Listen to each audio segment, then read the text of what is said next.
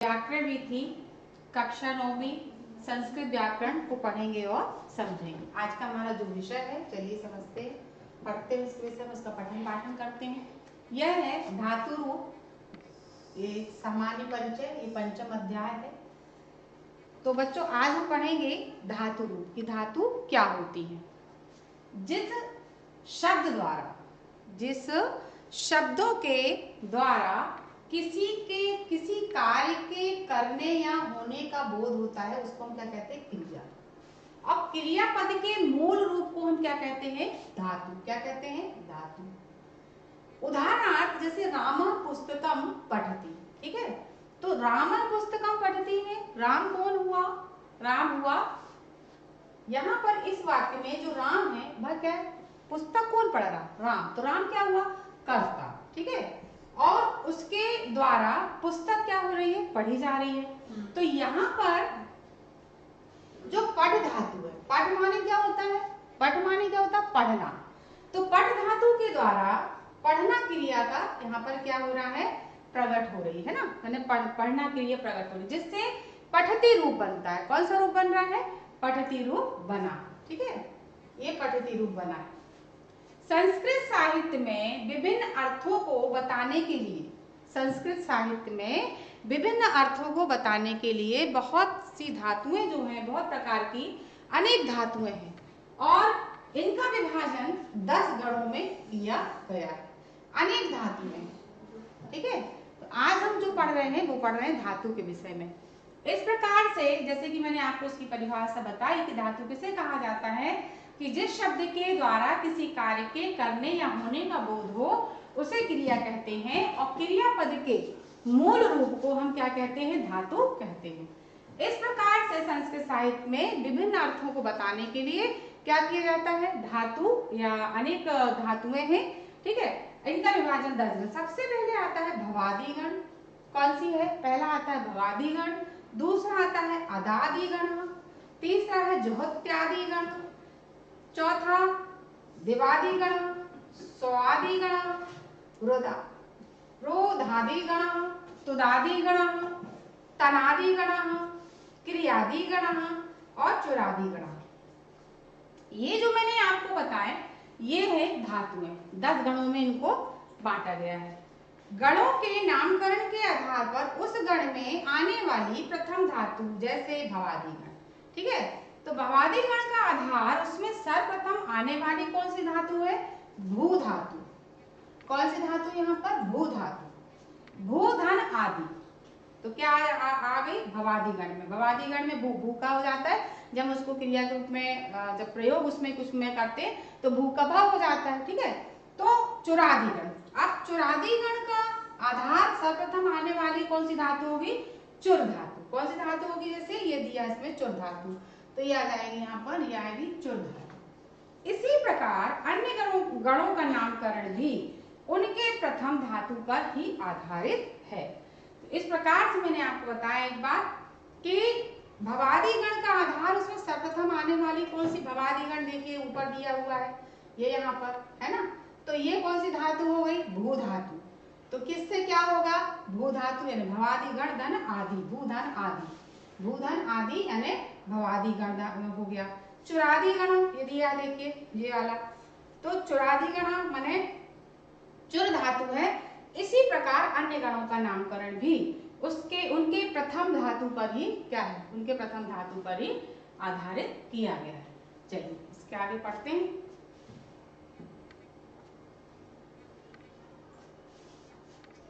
गणों के नामकरण का आधार उस गण में आने वाली प्रथम धातु है। नामकरण उस गण में आने वाली प्रथम धातु है। जैसे भवादिगण का आधार उसमें आने वाली, जैसे अभी मैंने आपको समझाया, भू धातु है, ठीक है? चुरादिगण का आधार सर्वप्रथम आने वाली चुर धातु है। इसी प्रकार अन्य गणों का नामकरण उसके प्रथम धातु पर ही आधारित है। इसके अतिरिक्त प्रत्येक गण में 3 प्रकार की धातुएं पाई जाती। कितने प्रकार की धातु? 3 प्रकार की। कौन कौन सी? परस्मैपदी, आत्मनेपदी और उभयपदी। मैंने क्या समझाया कि इसके अतिरिक्त प्रत्येक गण में 3 प्रकार की धातुएं पाई जाती। कितने प्रकार की? 3 प्रकार की। कौन कौन सी? परस्मैपदी धातु, आत्मनेपदी धातुओं के वर्तमान काल में ती, तह, अंति। तो जैसे मान लीजिए एक होता ना पठ, अब ये देखिए इसका दिया है, जैसे मैंने पहले अभी आपको समझाया था कि रामा पुस्तकम पठति, पठ माने में क्या समझाया था, पढ़ना। तो इसमें जो परस्मैपदी, जैसे सबसे पहले जो मैं आपको समझा रही परस्मैपदी धातु, उसमें क्या हो रहा, ती तह अंति लगता है ना, मी वा मा सीता ता ती ता अंति, ये प्रत्यय है जो धातु में लगते हैं। जैसे पठ धातु में लगेंगे तो पठती, पठता, पठंती। तो ये किस में होगा, परस्मैपदी धातु में। किस में होता है, परस्मैपदी धातु में। और जो आत्मनेपदी धातु में ते, इते, अंते है ना, ये प्रत्यय लगते, ते, इते, अंते। तो इसमें जैसे मान लो सेव धातु लगी, तो सेव धातु में क्या बना, सेवते, सेवेते और सेवंते। ठीक है, तो बेटा प्रत्यय और धातु जब हम लगाएंगे तभी उसका पूरा रूप होगा।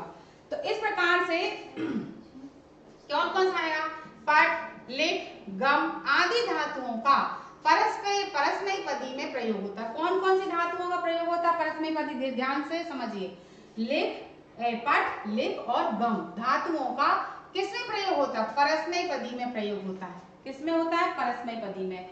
और उसमें क्या लगता है, ती तह अंति वाले प्रत्यय चलते हैं। ठीक है, और आत्मनेपदी में क्या चलते हैं, इते, इते, अंति, सेवते वाले में। ठीक है, अब इसके बाद आते हैं, इसके अतिरिक्त कुछ धातुएं ऐसी होती हैं जो उभयपदी होती हैं, जिनमें दोनों ही प्रकार के रूप आ जाते हैं।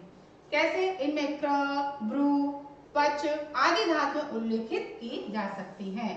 क्र का करोति, आ कुरुते उभयपदी धातुओं का यदि क्रिया फल कृतगामी हो तो आत्मनेपद एवं परगामी हो तो परस्मैपद का प्रयोग किया जाता है।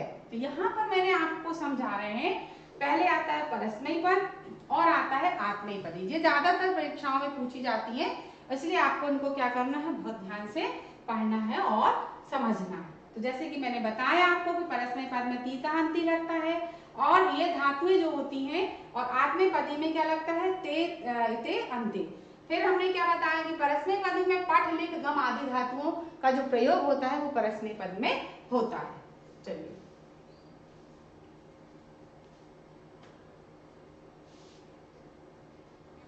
काल एवं विधि आदि काल एवं विधि आदि अर्थों के आधार पर संस्कृत व्याकरण में 10 लकार पाए जाते हैं। कितने लकार पाए जाते हैं, 10। कितने लकार पाए जाते हैं, 10। सबसे पहला आता है लट लकार, लिट लकार, लुट लकार, लिट लकार, लेट लकार, लोट लकार, लंग लकार, लिंग लकार, लुंग लकार, लिंग लकार और रुंग लकार और लट लकार। लट लकार, अब यहाँ हम पहले पढ़ेंगे लट लकार के विषय में। तो काल एवं विधि अर्थों के आधार पर संस्कृत व्याकरण में कितने लकार हैं, ये 10 लकार आपको दिए गए हैं, जो कि मैंने आपको समझाया। अभी है लट लकार। वर्तमान काल को व्यक्त करने के लिए लट लकार का प्रयोग किया जाता है। किसको व्यक्त करने के लिए, वर्तमान काल को व्यक्त करने के लिए किसका प्रयोग किया जाता है, वर्तमान काल यानी क्या होता है, जो चल रहा, तो उसको हम क्या कहते हैं, वर्तमान काल को लट लकार। ठीक है, तो उसको व्यक्त करने के लिए लट लकार का प्रयोग किया जाता है।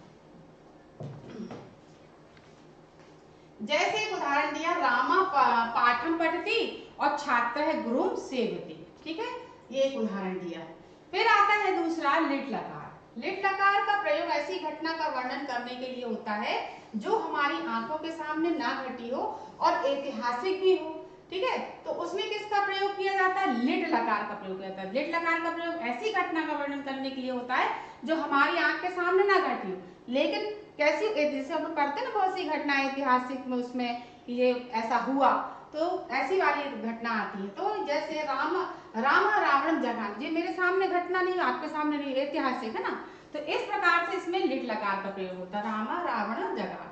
अब इसके बाद आता है लुट लकार।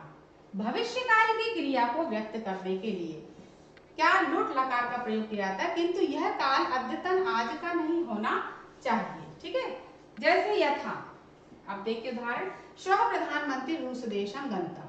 ठीक है ना, आप इसी प्रकार ये उदाहरण देकर समझाएं कि भविष्य की क्रिया को व्यक्त करने, यानी भविष्य में ऐसा होगा। ठीक है, भविष्य में ऐसा होगा या ऐसा किया जाएगा, हो जाएगा, भविष्य में ऐसा संभव है, भविष्य की जो बातें होती है। फिर आता है लुट लकार। सामान्य भविष्य काल की घटनाओं को व्यक्त करने के लिए लिट लकार यथा सलेखम लेखस्यति। ठीक है, फिर है लेट लकार, अनेक काल अनेक मनोभावों को प्रकट करने वाले इस लकार का प्रयोग वेद में ही पाया जाता है। लौकिक संस्कृति में इसका कोई मतलब अभाव है, इसका प्रयोग नहीं होता है।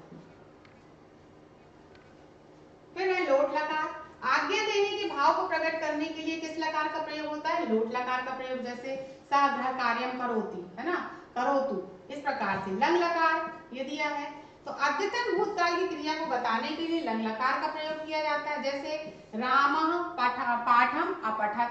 फिर विधि लिंग, चाहिए, मतलब विधि लिंग का प्रयोग करना चाहिए के अर्थ में, करें, है ना, आदि विध्यात्मक भावों को प्रकट करने के लिए विधि लिंग का प्रयोग किया जाता है, जैसे सा लेखम लिखे। ठीक है, लिंग का एक भेद आशी लिंग भी है, जिसका प्रयोग आशीर्वाद देने के लिए भी होता है, जैसे त्वम चिरायु भूयः। ठीक है ना, इस प्रकार से। फिर आता है लुंग लकार, सामान्य भूतकाल की क्रिया को व्यक्त करने के लिए लुंग लकार का प्रयोग किया जाता है, जैसे पुरा राजा नल्हाभु। लुंग लकार, भाषा में कभी ऐसी स्थिति भी आती है कि जब किसी एक क्रिया के ना होने पर दूसरी क्रिया में सफलता नहीं मिलती, वैसी स्थिति में लुंग लकार का प्रयोग किया जाता है, जैसे यदि वर्षा अभिभष्यत तहिर दर्भिक्षकम नाभविष्यत।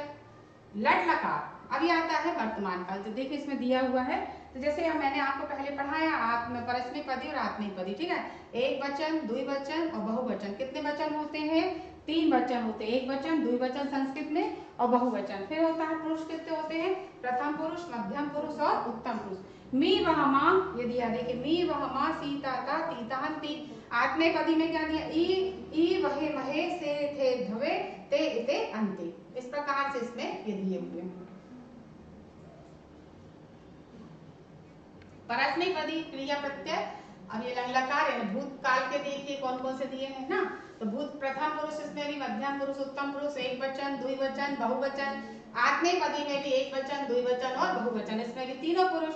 तो कौन कौन से दिए हैं देखिए प्रत्यय, आम आवाम शून्यतम ता ताताम। इनमें जब धातु अपन लगाएंगे तो ये प्रत्यय है, जब धातु लगेगी तो इसका अर्थ बनेगा ई वही मही था इथाम ध्वम ता इताम अंत, है ना।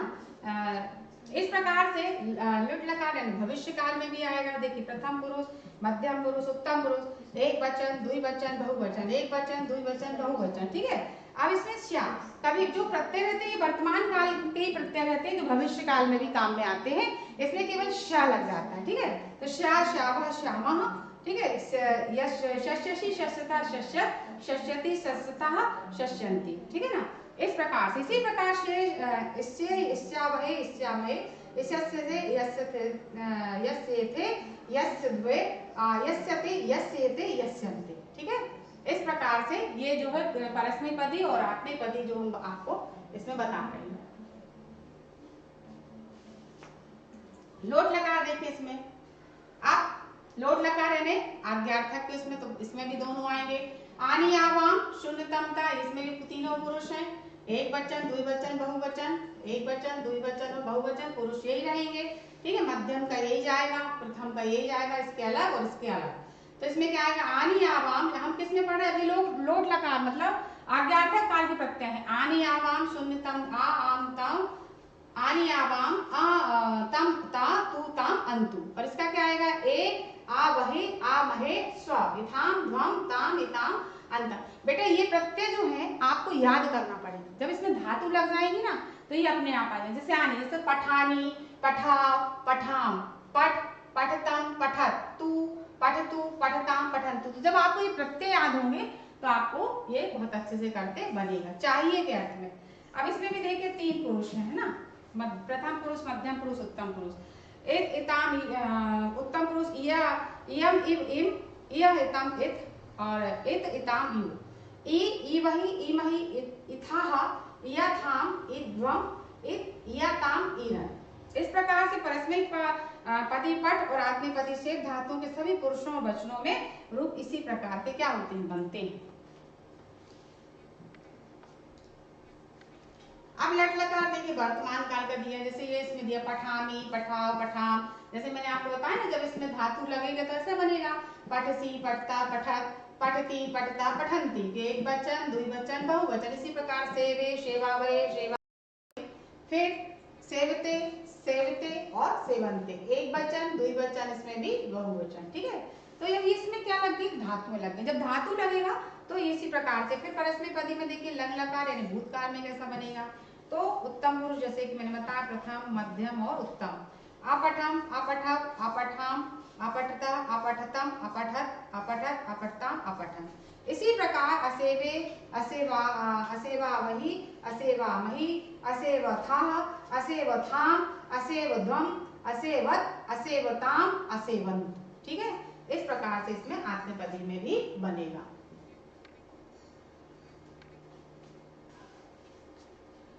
लिट लकार, तो इस प्रकार से लुट लकार जो दिया है इसमें भी एक वचन द्विवचन बहुवचन, आत्मनेपदी में भी एक वचन द्विवचन और बहुवचन। ठीक है, अब इसमें भी जैसे पुरुष प्रथम उत्तम मध्यम और प्रथम। अब इसमें देखिए जैसे कि मैंने आपको बताया भविष्य काल में जब लगाएंगे वर्तमान काल के ही प्रत्यय रहते, किस काल के प्रत्यय रहते, वर्तमान काल के, लेकिन इसमें केवल श्या जुड़ जाता है। तो वो कैसे, जैसे पट धातु है, अब इसमें श्या है ना, अपन ने पहले पढ़ा बताया प्रत्यय जब मैंने, तो इसमें क्या है पठिष्यावा पठिष्यामा पठिष्यामि पठिष्यावा पठिष्यामा पठिष्यसि पठिष्यता पठिष्यत पठिष्यति पठिष्यता पठिष्यन्ति। ठीक है, वही रूप है वही प्रत्यय, केवल आपको क्या लग जाएगा इसमें आधा शा। अब इसी प्रकार से सेविष्ये सेविष्यामहे सेविष्यामहे, फिर सेविष्यस्ये सेवि सेविष्येथे सेविष्यद्यवे सेविष्यते सेविष्येते और सेविष्यन्ते।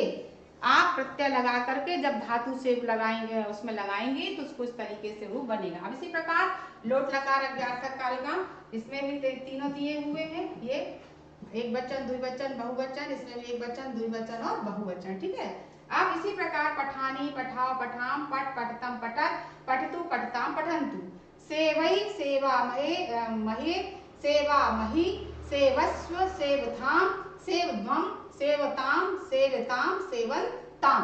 इस प्रकार से ये रूप बनेंगे।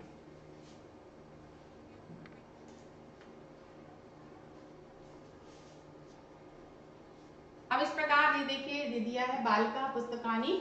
अब इसमें आपको निर्दिष्ट लकारे समुचित प्रयोग करके इसको वाक्य को क्या करना, पूरा करना है।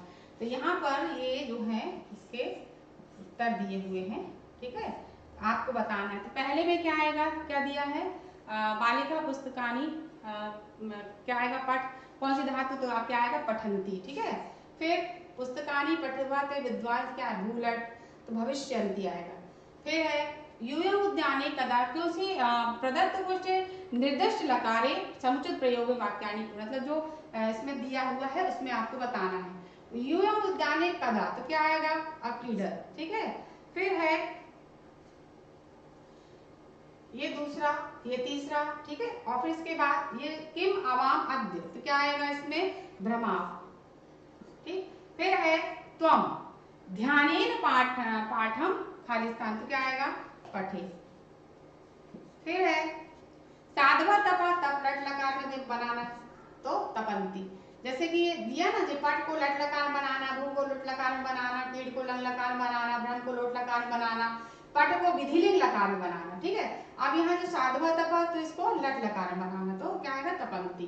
फिर है वयम उत्तमान अंकार, तो क्या किस में बनाना है, तो भव को लुट लकार में बनाना, तो क्या आएगा लपस्यामि। ठीक है, फिर है नाटकम दृष्टवा सर्वे में, तो उसको लग लकार में बनाना, तो क्या आएगा अमोदक। ठीक है, फिर पितरम वार्धक्य पुत्र अवश्यम, तो किस में बनाना, तो इसमें सेव को लोट में बनाना है लकार में। हे प्रभु संसारे को भी भिक्षामना, तो याच को विधिलिंग लकार में, तो क्या आएगा याचे। इस प्रकार से आपको इसको पूरा भरना है लकारों को, तो आपको अच्छे से उसको लिखना है। इसी प्रकार यहाँ पे भी दिया है कोष्ठा का समुचित क्रियापदम चित्वा वाक्यानि पूरक, क्रियापदम है ना। तो पहला क्या दिया है, जैसे ये दिया है इसका आंसर,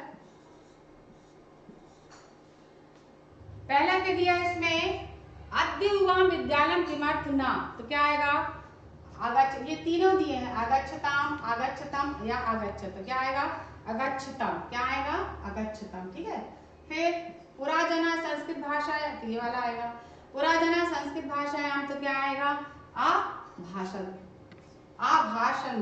ठीक है ना, अभाषंत। फिर है यूयम कम पाठम, तो अपठत अपठत अपठन।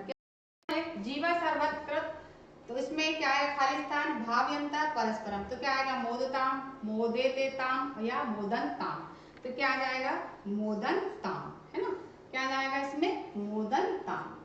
फिर है कक्षायाम सर्वे ध्यायेन, सर्वे ध्यायेन, तो इसमें क्या आएगा पठतु पठताम पठन्तु, क्या आएगा, तो इसमें इसका आंसर आएगा ये। फिर है प्रभो महाबुद्धिम यक्ष यक्षताम, क्या आएगा, तो यक्ष दिया हुआ इसमें। फिर है वयम सदैव सुधीरः सुवीरः च, तो क्या आएगा इसका भवे, ठीक है, भवे। त्वम सायं कुत्र गमिष्यसि गमिष्यता गमिष्यत, क्या आएगा, तो देखिए इसका उत्तर इसमें दिया हुआ है, ये देते जा रहे हैं, ठीक है। विद्वास त्वम सायं कुत्र गमिष्यसि गमिष्यता गमिष्यत, क्या आएगा, तो गमिष्यसि, ठीक है, इसमें आएगा गमिष्यसि। विद्वान सर्वत्र क्या होते हैं, पूज्यते, यानी पूजे जाते हैं। फिर अद्वते समाचार पत्रस्य महत्वम सर्व, तो क्या आएगा जानाति जानन्ति या जानासि, क्या आएगा, तो आएगा जानन्ति। इस प्रकार से इसके जो उत्तर हैं आपको इनको इसमें भरना है पूर्ण वाक्य को, और बेटा आप लोग को कॉपी में लिख करके इसको बहुत अच्छे से याद करना है। मैंने आपको यहाँ पर धातु रूप समझाया, आप इनको परीक्षा के लिए तैयार करेंगे, और धन्यवाद बेटा।